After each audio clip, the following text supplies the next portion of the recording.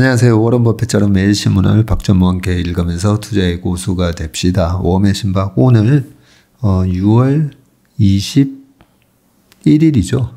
네, 금요일 순서입니다. 지금 촬영 시간은요. 6월 20일 목요일 새벽 2시 44분입니다. 내일이 아니죠. 목요일 2시 40분 비행기, 오후 2시 40분 비행기로 출국을 해야 되기 때문에 아무래도 웜의 신박을 찍을 시간이 안 될 것 같아가지고요. 오늘 밤에 미리 찍어놓고 가려고 신문기사 이렇게 저렇게 추려보다 보니까 기사가 또 되게 좋은 기사들이 많더라고요. 그래서 오늘 미국에서 마지막 웜의 신박 이제 보내드립니다. 다행인 것은 저희 아버지께서 그래도 평생 여행을 다녀 보신 것 중에 이번이 제일 행복했다고 하셔가지고 그래도 참 뿌듯한 여행이었던 것 같습니다. 딸아이 졸업식 때문에 오긴 했었지만 저희 어머니 올해 80 되시거든요. 저희 어머니께서는 추석 바로 전날이 생신이십니다. 음력 8월 14일.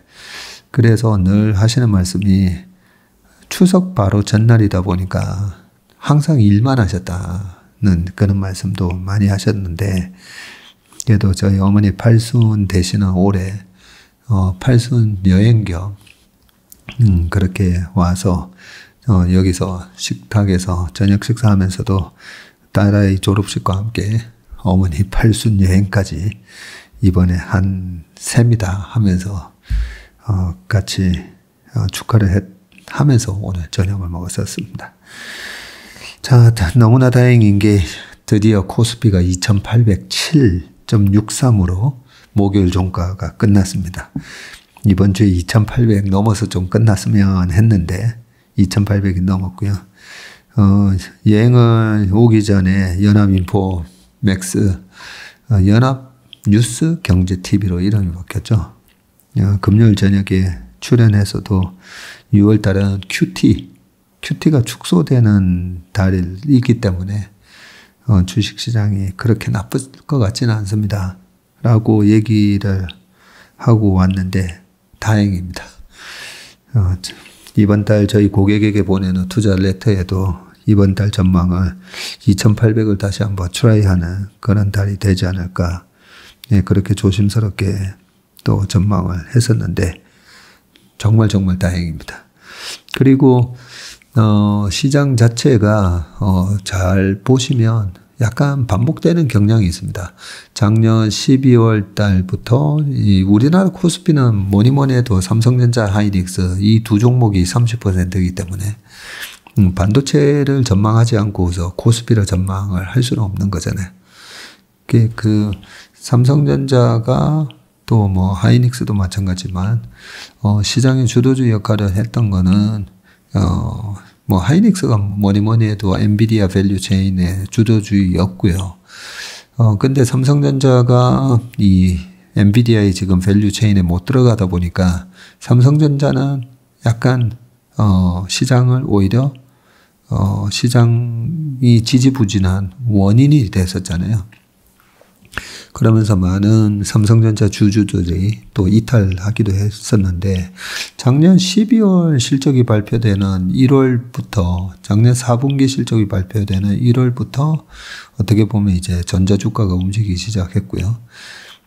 그러면서 12월 말 1월 초 좋았는데 실적 발표하자마자 아직까지 엔비디아 이 밸류 체인에 못 들어가다 보니까 엔비디아한테 HBM3E를 납품을 못하다 보니까 금방 또 흘러내렸잖아요. 1월하고 2월 주가가 흘러내리고. 그런데 3월달 초에 젠슨 황이 한 행사에서 젠슨 황 어프로브드라고 삼성전자의 그 반도체 웨이퍼에다가 딱 적어주니까 오 그래 하면서 주가가 올랐다가 또 빠지는 듯 했다가 4월 초에 삼성전자 이제 실적 발표가 있었는데 그 4월 초 실적 발표에서 5조 5천억 넘냐 어쩌나 하다가 6조 6천억 나오면서 서프라이즈 나오면서 4월 실적 발표 때 거의 뭐 8만 6천원 근처까지 갔다가 그럼에도 불구하고 엔비디아의 납품 소식이 안 나오니까 또 주가가 빠지고 그런데 4, 5 이번에 6월 달에 6월 초에 또 젠선왕이 한마디 했죠. 대만 테크 박람회에서 삼성 실패한 거 아니야. 어제까지 이렇게 좀 됐으면 좋았긴 했겠지만 하면서 실패한 거 아니다 그러고 또 젠선왕이 얘기를 하고 그러면서 주가가 또 들썩했다가 그러고 또 힘을 못 받긴 했었지만 지난 3월하고 너무 비슷하다. 그리고 이번에는 삼성전자의 실적이 2분기 실적은 뭐 9조가 지금 넘는 걸로 그렇게 나오고 있고 그죠? 그래서 뭐 9조 9천억이냐 뭐 얼마냐 이번에 한 10조 넘었으면 좋을 것 같은데요. 지난 1분기의 서프라이즈처럼 나온다면 이번 2분기에도 결국은 실적 서프라이즈가 나올 거기 때문에 컨센서스가 아직까지 지금 우리가 기대하고 있는 최근에 체크를 했던 것보다는 여전히 낮게 잡혀 있기 때문에 이번에 삼성전자의 실적 발표가 있는 7월 초까지는 그래도 시장이 좀 좋을 것 같습니다. 뭐 이렇게 6월 시장을 전망을 하면서도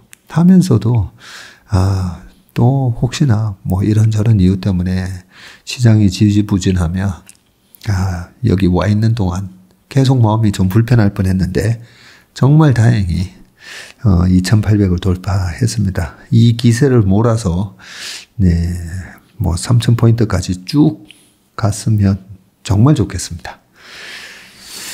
자, 그런 차원에서 제가 지금 여기 와 있다 보니까 이번 2,800 고지 탈환에 관한 기사부터 먼저 읽어보고 그 다음 기사 쭉 한번 보도록 하겠습니다. 자, 첫 번째 기사. 외국인 반도체가 이끈 코스피 29개월 만에 2,800 고지 탈환을 했다고 합니다. 코스피 지수가 3거래일 연속 상승세를 이어가며 2,800 고지를 탈환했고 코로나 버블이 꺼지기 시작한 2022년 1월 이후 29개월 만입니다.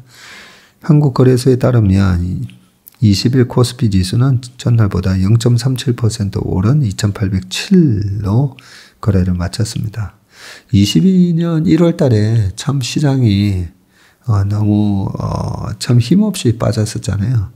그때 1월 달에 LG엔솔이 상장이 되고 시총이 거의 뭐 100조짜리가 상장이 되다 보니까 시총 100조짜리가 결국은 코스피 200에 편입이 될 거고 그러면 코스피 200 또는 코스피를 추종하는 코스피를 벤치마크로 추종하는 그 자금들은 어쩔 수 없이 밸류에이션하고 상관없이 또 LG엔솔을 사야 되고 그러면 전체 100억짜리 펀드라면 아니면 뭐 1조짜리 펀드도 있고 많습니다.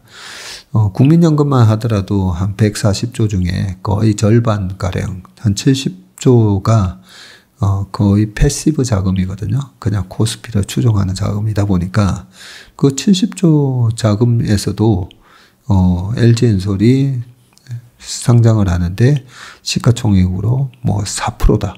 네, 그럼 2,000조 정도 되니까 2,000조의 5%면 100조다, 그죠? 네, 맞죠? 네, 100조입니다. 그러니까 말 그대로 100조짜리 펀드에서는 5조를 사야 됩니다. 70조짜리 펀드에서는 5, 7이 35, 3조 5천억을 사야 되고요. 그러면 뭔가를 다른 걸 팔아서 사야 되잖아요. 그러면서 그때 당시에 시가총액 상위 기업들, 삼성전자를 비롯해서 막 힘없이 주가가 무너졌던 그런 기억이 납니다. 그러고 나서 2월 달에 우크라이나, 러시아 전쟁이 터지죠. 2월 24일 날 전쟁이 터지고 그 전쟁 때문에 또 한 차례 더 빠지고 3월 되니까 제롬 파월 의장이 그 바로 전해 21년 9월만 하더라도 지금의 물가 상승은 일시적이야 라고 하면서 신경 안 써도 돼 이렇게 얘기했었는데 22년 3월 달부터 또 금리 인상을 시작합니다. 뭐 이런저런 것들이 맞물리면서 주가가 흘러내리고 전쟁 여파로 22년 3월 한 10일경이었죠. 그때 유가가 130불까지 가게 되고요. 그 유가가 올라가니까 도미노처럼 이 연쇄작용 때문에 모든 물가가 다 올라가게 되죠. 거기에다가 또 저기 파나마 운하의 에버그랑데였었나요?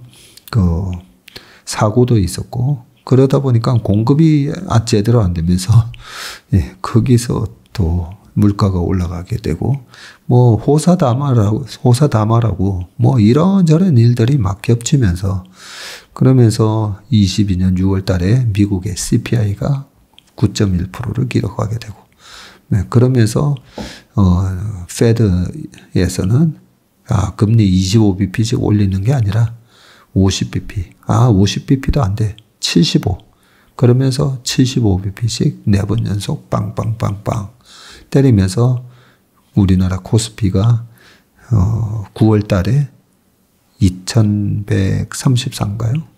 까지 떨어지게 됩니다. 그렇게 떨어지고 난 이후로 29개월 만에 2800을 다시 회복을 했습니다. 시간이 좀 많이 걸렸지만 다행히 회복을 해서 다행이고요. 자, 기사를 좀 더 읽어보겠습니다. 자, 최근 코스피 지수의 랠리를 이끈 주역은 외국인과 반도체였습니다. 엔비디아가 마이크로소프트와 애플을 제치고 시총 1위 자리를 꿰차면서 국내 반도체 시장에도 훈풍이 불고 있고요. 이날 반도체 대장주인 삼성전자는 전 거래일보다 0.49% 오른 81,600원의 장을 마감했습니다.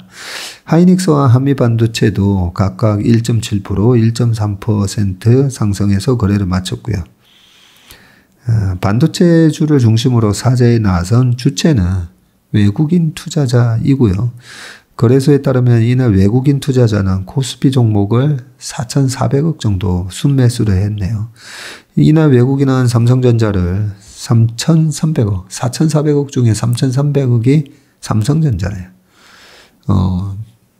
이번에 미국 오기 전에 외국인들이 전자 샀다 팔았다 해서 제가 회초리 좀 때려야 되겠다고 그냥 가만히 지고 있으면 되는데 뭘 저렇게 샀다 팔았다 7만 원대에서 샀다 팔았다 하는지 모르겠다고 얘기를 했었었는데 뭐 하이닉스도 마찬가지였잖아요. 하이닉스 팔면 후회할 거다 그러고 여러 번 뭐 얘기를 했었었는데요. 자, 지난해 10월까지만 해도 셀코리아에 나섰던 외국인 투자자는 11월부터 바이 코리아로 돌아선 데 이어서 올 초 금융당국이 기업 밸류업 프로그램을 발표한 이후 순매수 기조를 이어가고 있습니다. 이달 20일까지 기관 투자자와 개인 투자자는 각각 11조 5천억, 기관이 11조 5천억 팔았고요. 개인 투자자도 8조 3천억 순매도했습니다. 이에 반해서 외국인 투자자는 22조 7,730억 원을 사들였습니다. 이에 비해서 개인 투자자들은 국장에서 미장으로 투자 보따리를 옮기고 있는데 미국 경제가 예상보다 강한 성장을 보이고 있는 데다가 AI 열풍을 타고 빅테크 기업을 중심으로 높은 수익률을 기록하고 있기 때문이고요. 올해 상반기 국내 투자자들은 미국 주식을 60억 3,700만 달러, 약 9조 555억 원어치를 순매수했습니다. 우리나라 시장에서 8조 3천억을 팔아서 미국 시장에 가서 9조 550억 원을 매수했습니다. 미국 주식을 저는 점차적으로 늘려가는 것은 맞다라고 생각합니다. 우리가 asset allocation이라고 하잖아요. 이 자산 배분을 크게는 뭐 주식, 부동산, 채권, 이렇게 자산 배분을 하지만 주식이든 채권이든 그 발행 국가 아니면 어떤 통화 표시로 봤을 때는 달러 표시 자산을 계속 늘려가는 게 저는 맞다고 생각합니다. 왜냐하면 달러를 찍어내면 찍어낼수록 달러 가치가 폭락하는 게 아니라 빗달러 통화가 계속 가치가 더 하락하거든요. 예, 그런 측면에서는 달러 자산을 어느 정도 가져가는 건 맞는데 지금 이 환율에서 1360원, 70원, 80원 환율에서 국내 주식을 팔아서 달러로 바꿔서 미국의 주식에 투자하는 거는 물론 종목별로 다릅니다. 바꿔서 엔비디아 투자했으면 잘한 거잖아요. 그죠? 예, 잘한 거는 맞는데 국내 시장은 안 되고 미국 시장은 된다. 국내 시장은 정말 못 해먹겠다. 미국장 가자. 너무 그렇게 이제 짜증스러운 마음으로 가는 건 아닙니다. 네, 제가 늘 하는 말씀이 있죠. 현재 국내 시장에서 하이닉스나 한미반도체는 못 샀다 하더라도 하이닉스를 못 산 사람이 국내 시장은 안 돼 하면서 미국 시장 가면 돈 벌 수 있을 거다. 절대 그건 아니라고 했잖아요. 네. 그렇기 때문에 제 개인적인 생각으로는 지금 1380원에서 지금 국내 주식을 팔아서 1380원 환율에 미국 주식을 투자를 한다. 물론 장기적으로는 그죠. 네, 5년, 10년 이렇게 보면 네, 크게 영향은 없을 겁니다. 근데 대부분 보면 주식 투자하실 때 단기 성과 중요시 하잖아요. 네. 아무리 뭐 장기 투자 얘기해도 결국은 3개월, 2개월 만에 수익 안 나면 많이들 조급해 하시잖아요. 네, 그런 측면에서는 단기적인 성과로 봤을 때 한 1년으로 봤을 때는 여전히 저는 국내 주식 뭐 반도체라면 하이닉스, 삼성전자 수익률이 1년 지금부터 1년 기준으로 보면 좋을 거다 생각합니다. 우리가 미국에 가면 미국의 지금 반도체 필라델피아 반도체 지수의 그 30개 종목만 보더라도 그 종목 중에 인텔 같은 주식은 전혀 못 가고 있잖아요. 그래서 삼성전자가 한국 시장에 있어서 약하다. 물론 삼성전자가 미국 시장 가고 하이닉스가 미국 시장 갔으면 미국 그 프리미엄을 더 받긴 받았을 겁니다. 그런데 인텔만 보더라도 미국 기업이기 때문에 많이 올랐는가 보면 아니잖아요. 그죠? 그렇게 조금은 우리가 약간 냉정하게 가치 평가를 할 필요는 있다라고 생각합니다. 자꾸만 말이 길어지는데 오늘도 이거 너무 길게 찍으면 안 되거든요. 네. 자, 개별 이슈에 따른 종목 장세도 코스피 지수 상승에 힘을 보탰는데 SK ENS와의 합병설이 제기된 SK 이노베이션과 테슬라 반도체 위탁 생산 이슈가 나온 DB 하이텍. 제가 여기서도 국내 주식도 지금 어떤가 다 보거든요. DB 하이텍이 많이 올랐더라고요. 한 25% 가까이 올랐던 걸로 기억하는데, 테슬라 반도체 위탁 생산 이슈가 나왔군요. 네. 한국가스공사를 포함한 DB 하이텍이 원래 파운드리 하는 회사잖아요. 근데 그 아주 뭐 3나노 이런 게 하는 게 아니라 약간 범용 반도체 레거시 제품을 이 파운드리 해주는 걸로 알고 있는데, 자, 한국가스공사를 포함한 대왕고래, K산 유국 테마의 이벤트 지속되는 등 이거는 제가 뭐 못 봤는데 개별 이슈에 따른 종목 장세가 펼쳐진 영향이라고 분석했다. SK이노베이션이 15.5%, DB하이텍이 24.5% 올랐고, 전날 윤석열 대통령이 인구 비상사태를 선포하자 저출생 테마주인 깨끗한 나라가 상한가 들어가서 마감을 했네요, 보니까. 자, 이런 분위기 속에서 증권가에서는 올해 하반기 코스피가 3,000포인트를 터치할 수 있다는 핑크빛 전망이 나오는데, 이웅찬 하이투자증권 연구원은 하반기 코스피 지수는 큰 이변이 없는 한 2,550에서 2,850포인트로 오갈 것이라고. 하반기에 지금 2,800인데 2,550에서 2,850을 오간다고요. 그러면 이웅찬 연구원은 하반기에 장이 빠진다라고 보고 있는 거다, 그죠? 자, 다만 내년 미국 대선 리스크가 해소되고 미국 경제가 연착륙하며 글로벌 경기가 회복되는 한편 삼성전자 등 국내 기업의 이익 개선이 확실시 된다면 3,000포인트 도전 가능성도 열려 있다고 전망을 했다. 네, 뭐 조건이 많다, 그죠? 네. 미국 경제가 연착륙되고 글로벌 경기가 회복되는 한편 전자와 국내 기업의 이익이 개선이 확실시 된다면 3,000포인트 도전 가능성도 있긴 하다. 네, 그렇게 전망을 했군요.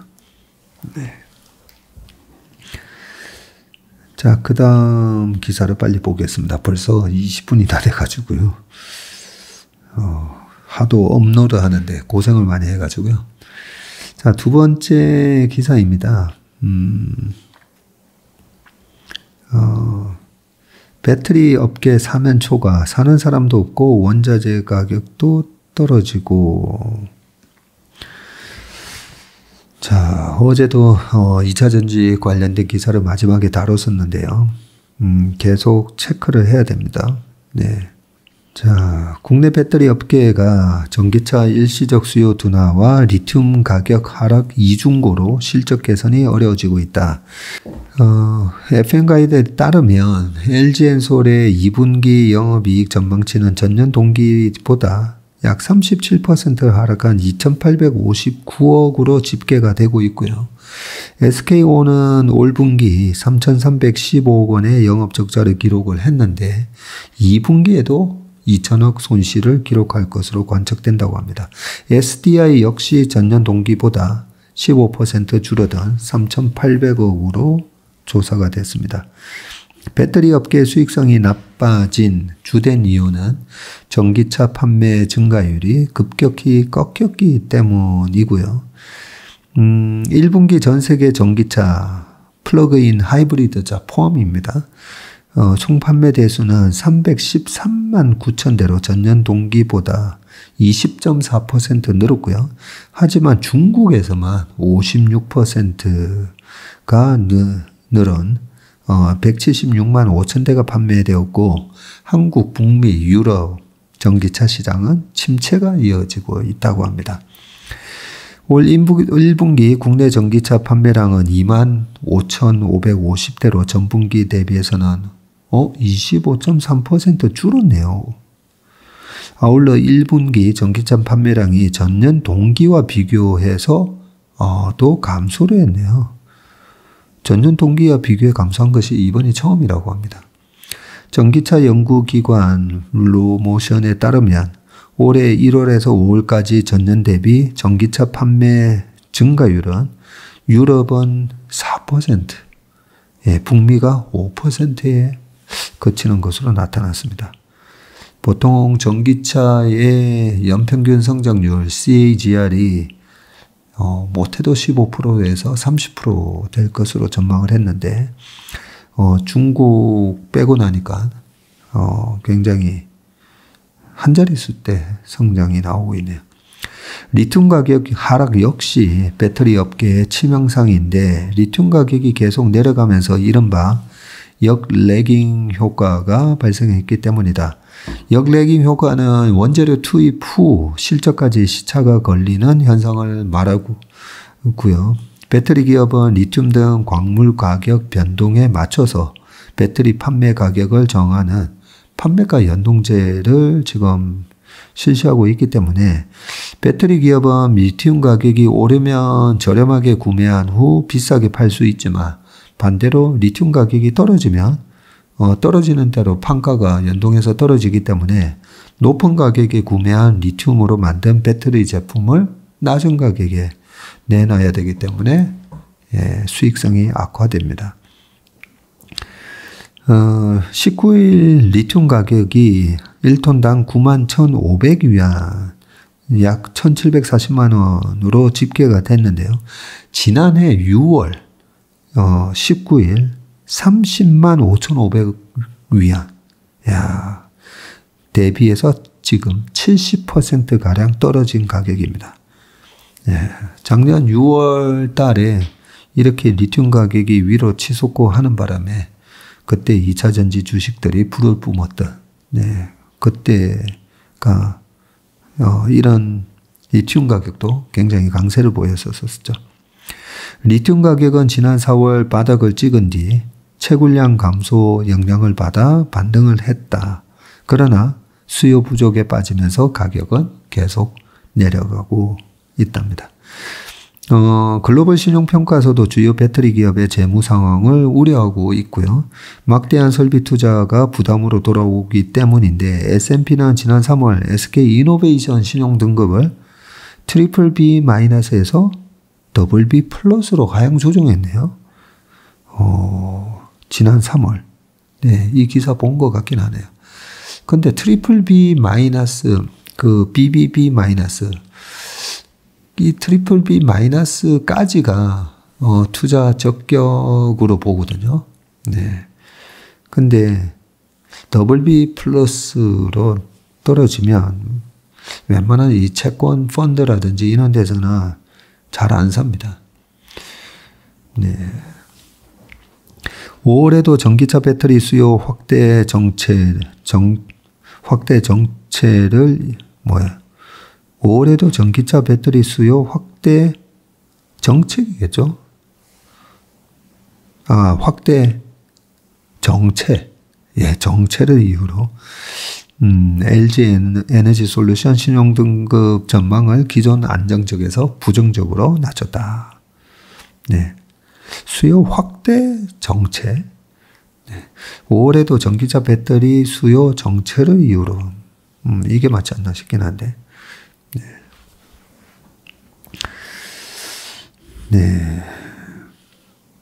자, 그 다음 기사를 보도록 하겠습니다.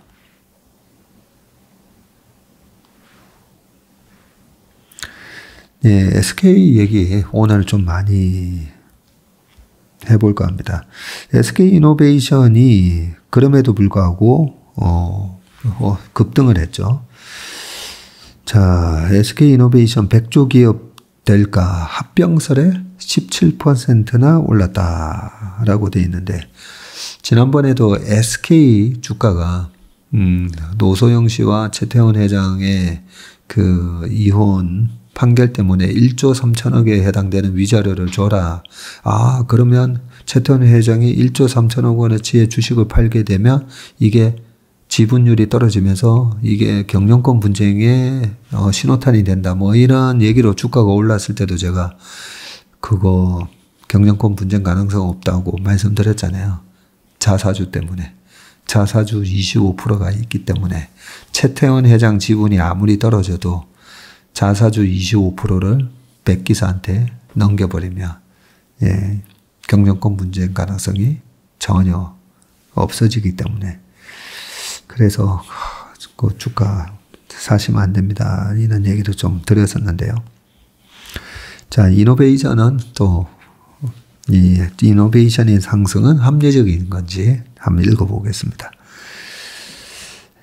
이노베이션이 SK E&S와의 합병 소식에 급등세를 타고 있고요.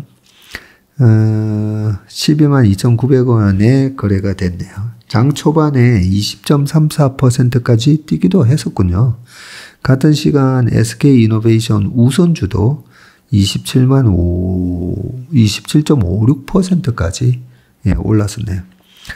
자, SK 이노베이션 강세는 합병 소식에서 비롯됐는데, 이날 오전 SK 그룹이 SK 이노베이션과 SK E&S를 합병해서 자산 100조 원이 넘는 초대형 에너지 전문 기업으로 재탄생시킨다는 언론 보도가 있었네요.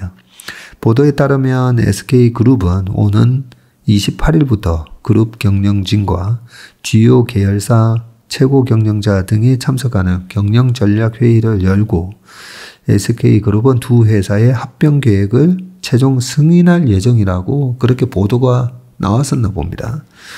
다만 이노베이션은 이날 해명 공시를 통해서 당사는 사업 경쟁력 강화를 위해 합병 등 다양한 전략적 방안을 검토 중이라면서 현재까지 구체적으로 결정된 바는 없다. 향후 관련 사항이 결정되는 시점 또는 1개월 내에 재공시하겠다고 얘기를 했습니다. 합병 가능성에 대해서 SK이노베이션이 가능성을 열어두면서 공시 후 주가는 더 뛰고 있는 모습이다. SKENS는 지난해 사상 최대 실적을 거두었다고 하고요. SKENS의 지난해 매출액은 전년 대비해서 43.2% 증가한 11조 2,489억 원이고요. 영업이익은 전년보다 129% 증가한 1조 4,191억 원을 기록을 했군요. 약 23년 만에 매출액 10조 원, 영업이익 1조 원을 넘어선 것인데 따라서 이노베이션은 SKENS의 자금을 자세히 투입하기 위해서 합병을 고려하는 것으로 보인다. SK이노베이션은 배터리 자회사 SK온이 있죠. 이 SK온은 올해 1분기 3천억 원대 적자를 기록한 바 있고 SK온은 설립 후 10분기 연속 적자에서 벗어나지 못하고 있습니다. 한편 SK그룹은 사업 포트폴리오 가치 최적화를 위한 리밸런싱 작업을 진행하고 있죠. 그룹 핵심 사업인 그린 바이오 사업의 질적 성장을 위한 다양한 시나리오가 추진될 전망인 것으로 알려졌다. 네, 지금 SK그룹은 최태원 회장이 뭐 이래저래 좀 그러다 보니까 최창원 부회장인가요? 그룹을 지금 약간 구조조정을 지금 단행하고 있는 걸로 알고 있습니다. 계열사가 뭐 한 200 몇 개가 되다 보니까 좀 문제가 많다. 네, 하면서 계열사 정리를 좀 하는 과정에서 요 합병권은 보니까 이게 과연 합리적일까라고 보면 그럴 가능성은 좀 저는 높아 보입니다. 가능성은 아닌 땐 굴뚝에 연기 나지 않는 것처럼 요 합병 얘기는 아마 그룹 내부에서도 아마 있었을 가능성이 높다라고 저는 생각하고요. 왜냐하면 이노베이션이 지금 밑에 있는 SK온이 10분기 연속 적자가 나면서 계속 자금을 투입을 해줘야 되는데 상장을 원래 이 물적 분할로 이렇게 상장을 하려고 했다가 상장을 못했잖아요. 못했는데 업황은 지금 꺾여버렸고 그러다 보니까 자금 확보는 못한 상황에서 업황이 꺾여 있다 보니까 계속 이제 돈을 투입해줘야 되는데 유가도 최근에 70불대까지 좀 떨어지고 정제 마진이 또 옛날 같지는 않죠. 네, 그러다 보니까 SK이노베이션이 갖고 있는 현금 아니면 앞으로 창출될 현금만 가지고 계속 투자를 하기에는 아마 좀 버거웠을 겁니다. 그래서 SKENS 이 SKENS가 뭐 도시가스부터 해서 광양발전소 뭐 등등 해가지고 뭐 많거든요. 이게 에너지 앤 서비스인가 뭐 그렇게 돼 있고요. 그럴 거고요. 그래서 주가가 왜 올랐는지 알겠네요. SKENS랑 합병을 하게 되면 자금 문제가 해결되는 거죠. 그래서 만약에 SKENS가 상장사였다면 이 주주들이 되게 엄청 반발을 했을 수도 있습니다. SKENS가 상장을 했다면 다른 그런 지역발전소나 가스 회사처럼 약간 고배당 기업이었을 거예요. 근데 우리의 배당 재원을 지금 적자나는 회사를 위해서 거기다가 투입한다고 하면서 아마 조금 소액주주 반발이 좀 거셌을 건데요. 비상장이다 보니까 이렇게 합병 추진을 아마 그 SK그룹에서 진행을 아마 하고 있는 게 아닌가 그런 생각이 듭니다. 네. 아무튼 합병이 된다면 SK 이노베이션한테는 단기적인 호재가 되긴 할 건데 이 자금난이 어느 정도 해소가 된다고 한다 하더라도 이 SK E&S와 합병이 되면 아무래도 주식 수가 또 확 늘어나면서 아무래도 주식 주가가 좀 희석화될 건데 그래서 약간 단기 플레이로 트레이딩을 잘 하셔야 되지 않나 그런 생각입니다. 네, 그 다음 뉴스로 넘어가 보겠습니다. 자, 계속 SK 얘기인데요. 데이터 센터 특명 열시켜라. 예상 못한 기회 잡은 정유업계라고 되어 있고요. 여기도 SK 이노베이션 얘기가 나옵니다. 자, AI 데이터 센터의 또 다른 문제는 열이다, 열. 대량의 정보를 보관하고 처리하는 만큼 높은 온도로 발열하는데 이에 냉각이 중요하고 통상 데이터 센터 전력량의 절반 정도가 냉각에 쓰인다고 알려졌는데 냉각은 크게 두 가지로 나뉜다. 공기순환을 활용하는 공냉시, 에어쿨링이고요. 제품 주변에 물이 흐르는 관을 설치해서 열을 식히는 순행시, 리퀴드 쿨링 방식이 있고요. 통상 순행식이 공냉식보다는 전력 효율이 높다고 합니다. 문제는 AI 데이터 센터가 처리하는 양이 늘어날수록 순행식만으로는 부족할 수 있다는 것인데 이에 새롭게 각광받는 게 바로 액침식이죠. 이머전 쿨링이라고 하고요. 액침식은 이제 막 상용화 단계에 접어들었는데 액침식은 데이터 센터 서버나 전자제품 배터리 등을 전기가 통하지 않는 비전도성 기름, 특수 냉각 플루이드에 침전시켜서 열을 식히는 구조입니다. 국내 기업들도 관련 시장에 진출하고 있는데 증권가에서는 LG전자를 주목한다. 김동원 KB증권 애널리스트는 향후 AI 데이터 센터 냉각 시스템 대세는 순행식, 액침 냉각 등을 혼용한 하이브리드 방식이 될 것으로 보인다면서 데이터 센터 전력 효율과 발열 문제를 동시에 해결할 수 있는 냉각 시스템 분야에서 LG전자가 다양한 솔루션을 확보하고 있어 기업 간 거래, B2B 냉난방 공조 시스템 고성장이 기대된다고 했고요.